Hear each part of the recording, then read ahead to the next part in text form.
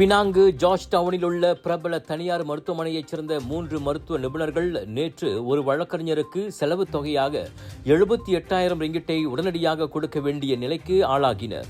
அவர்களுக்கு எதிராக பறிமுதல் மற்றும் விற்பனை ஆணையை செயல்படுத்த நீதிமன்ற அதிகாரிகள் அதிரடியாக வந்திறங்கியதே அதற்கு காரணம். பால்ராஜ் என்ற வழக்கறிஞருக்கு நீதிமன்ற ஆணைப்படி 82,764 ரிங்கிட் செலவு தொகையை செலுத்த தவறியதால் பொருட்களை சீல் வைப்பதற்கு நீதிமன்றம் ஆட்களை அனுப்பியது.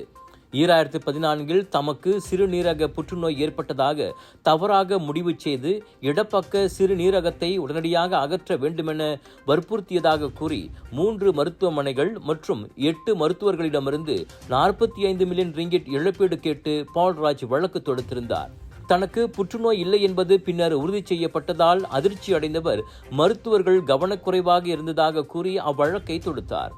எனினும் அவ்வழக்கு மிகவும் தாமதமாக தொடுக்கப்பட்டிருப்பதால் அதனை தள்ளுபடி செய்ய வேண்டுமென ஒரே மருத்துவமனையைச் சேர்ந்த 3 மருத்துவர்கள் விண்ணப்பித்திருந்தனர். கூட்டரசு நீதிமன்றம் வரை சென்ற அம்மூவரின் விண்ணப்பம் தள்ளுபடி செய்யப்பட்டதால் அந்த செலவு தொகையை செலுத்த அவர்கள் உத்தரவிடப்பட்டிருந்தனர். எனினும் கடைசி பேச்சுவார்த்தையில் 82,764 ரிங்கிட்டை 78,000 ரிங்கிட்டாக குறைத்துக் கொள்ள பால்ராஜ் வழக்கறிஞர்கள் ஒப்புக்கொண்டதை அடுத்து முழு பணமும் கொடுக்கப்பட்டு சீல் வைக்கும் ஆணை ரத்து செய்யப்பட்டது.